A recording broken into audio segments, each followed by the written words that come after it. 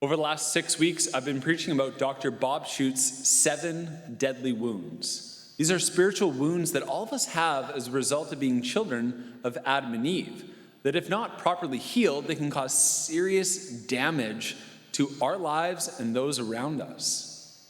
So far, I've spoken about abandonment, hopelessness, fear, powerlessness, rejection, confusion, and today I'm going to speak about the last one. I've saved the best for last, or the worst. This is the deadly wound of shame. First, an explanation of shame, and I'm going to contrast it with guilt to allow you to understand what I mean. Guilt is based upon actions. Guilt says, I did something bad. Shame is based upon our identity. Shame says, I am bad. So guilt can be something good. We realize we've done something bad, and it can lead us to God. Shame, though, is never good. It always attacks our identity, and it makes us back off, hide, run away from God. St. Peter had this experience in today's gospel. St. Peter had an encounter with God, and what was his response? Go away from me, Lord. I am a sinful man. Now, Peter's experience of the wound of shame is something he, like all of us, have inherited from Adam and Eve. To give a visual of how this took place with Adam and Eve, I have this bowl. In the beginning, Adam and Eve had hearts that were like this bowl. It was whole, pure, spotless. Their hearts could be filled with the love of God, and then they could freely share that love with each other. Life was really good. But after the sin of Adam and Eve, their hearts were no longer like this bowl. Their hearts were like this bowl. Their hearts were damaged, broken, cracked. Could their hearts be filled with the love of God? Nope. Could they share that love with each other? I don't think so. As a result, they experienced not only guilt for a wrong action, I did something bad, but a deep wound of shame in which their identity was changed and they would say, I am bad. As a result, Adam and Eve felt broken, worthless, and unlovable. Like a piece of trash just ready to be thrown in the garbage. Like Adam and Eve, we know what this experience is like. Some people here experienced it at a very young age. Maybe you were told by a bully at school that you're stupid or ugly or a loser, and you believed it. You took on this shameful identity at a young age, and you can still feel the effects today.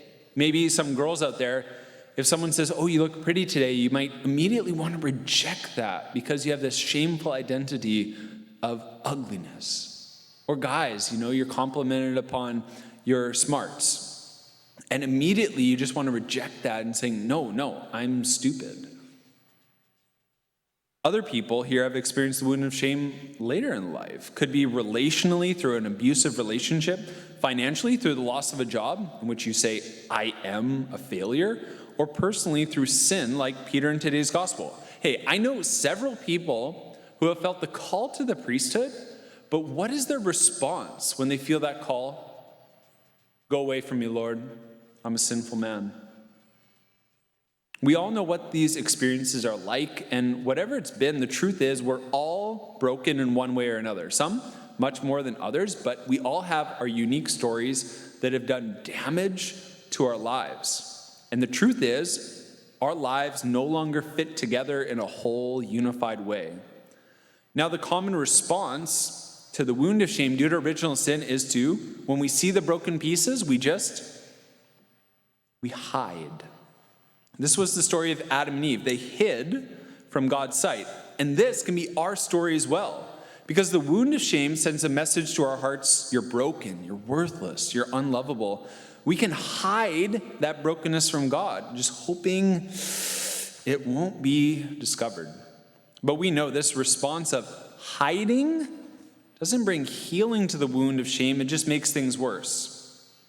Think about broken pieces of pottery. Eventually they're discovered. And when they are, the sharp pieces, they can hurt other people. Ow. Yeah. And some of us might even carry around these broken pieces as an excuse for why we treat others so poorly, why we can hurt those closest to us. Thankfully, I've got really good news. This is the gospel, is that God himself, in the person of Jesus, came into this world to heal the wound of shame. And I'm going to explain it all, how Jesus healed the wound of shame through another bowl. Yes, I have another bowl. This bowl I made this week through the art of Kintsugi pottery. It's a Japanese art, 400 years old. Kintsugi means golden repair in Japanese. And Kintsugi pottery is the Japanese art of repairing broken pottery with a lacquer mixed with powdered gold. Simply just think of golden glue. Whereas we often throw away broken pottery, Kintsugi pottery claims that each piece is unique, has its own story to tell, thanks to the unique cracks that were formed when it was broken. And as a result of the golden glue that's put it back together, each piece has its own beauty as well. Kintsugi pottery, I love this image of what Jesus came to do to heal the wound of shame. Think about Jesus, especially on the cross. He fully experienced our wound of shame. He did not hide in any way. He did not use the pain to hurt others. No, he didn't do any of that. He fully embraced our wound of shame. He experienced what it's like to feel broken, ugly, stupid, despised. And then, the good news. By his resurrection from the dead, Jesus gathered together all of the broken pieces of shame, and he put them back together. Jesus healed the wound of shame. And they were no longer open wounds. No, they were scars of grace, signs of God's victory, beautiful signs of a story of God's love conquering death. And the great news is that this is not just something Jesus experienced and we got to watch. No, this was something Jesus deeply wanted the apostles and all of us to experience as well. And so what happened? When Jesus first appeared to the apostles, what did he do? He went after the wound of shame. He set up a way for them to experience how to be healed from the wound of shame. Do you know how he did it? Do you know how Jesus healed the wound of shame? Well, it says in the Gospel of John chapter 20, Jesus appeared to the apostles and he showed them that the wounds of shame from the crucifixion are now scars of grace, signs of God's love. And then, here's what it says. Jesus breathed on them and said to them, "Receive the Holy Spirit. If you forgive the sins of any, they are forgiven them. If you retain the sins of any, they are retained." What did Jesus do? He set up the sacrament of reconciliation, going to confession, as the way to heal the wound of shame. He knew how badly the apostles were in need of this healing from the shame that they experienced. Think of it. All of them, except John, had abandoned and betrayed our Lord. And all of them experienced the pain of feeling like a loser, feeling broken, rejected by the world. So Jesus entered into their wound of shame and set up the sacrament of reconciliation to bring healing. That's why the Catholic Church, if you read in the Catechism, it's called a sacrament of healing. And that's what's available to us today. Here's the problem, though. As many of us might be raising the question, well, I've gone to confession and I don't have that experience of healing from the wound of shame.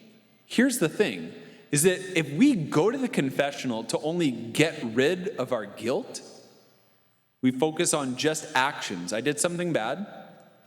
Okay, that's good and it's right, but it's not the complete picture of what Jesus wanted to do in the sacrament of reconciliation for us.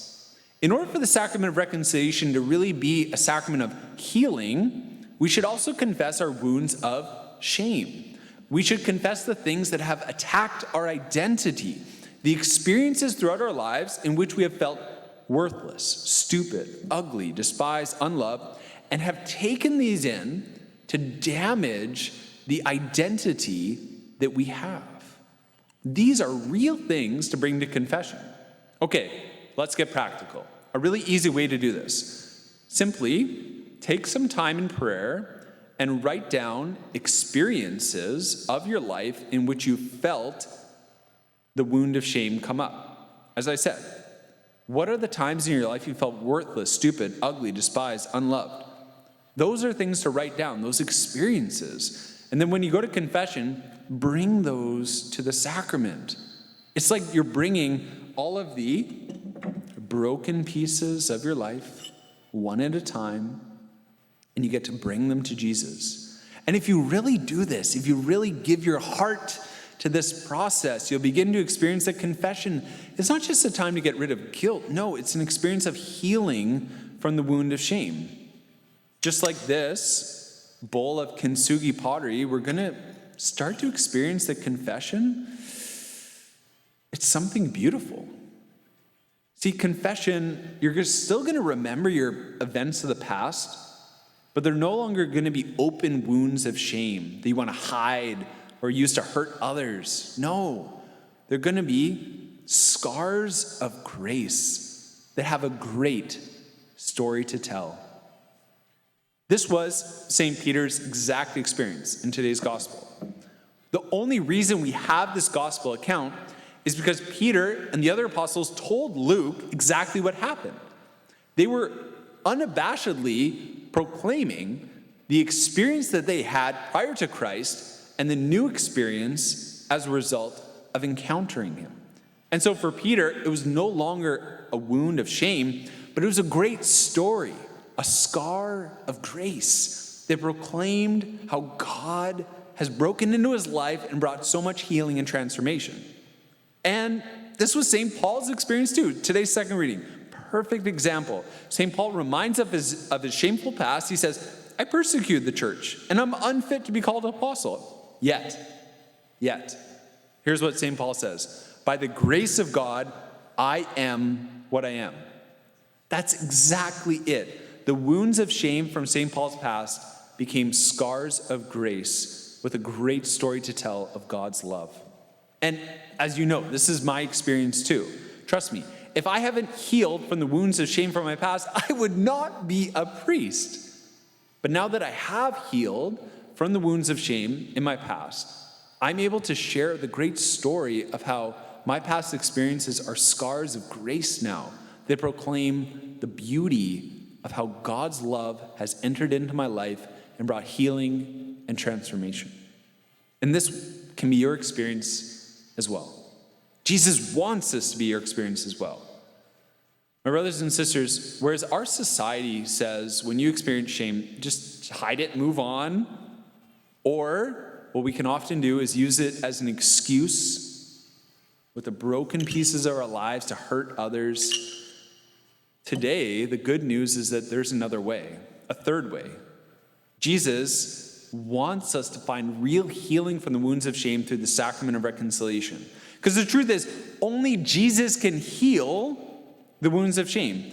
Only Jesus can transform wounds into scars of grace. Only Jesus can make that transformation happen where you have a great story to tell of God's love. Only Jesus can piece you back together with the gold that is his grace. And here's the great news. The real life-changing news is that once you're put back together, God's love will once again be able to be poured into your heart, and you'll be able to freely share that with others. And in doing so, you're going to have a great, great story to tell when they see these scars of grace and they ask you your story. Every scar has a story to tell, and the golden scars of grace tell the greatest story of all.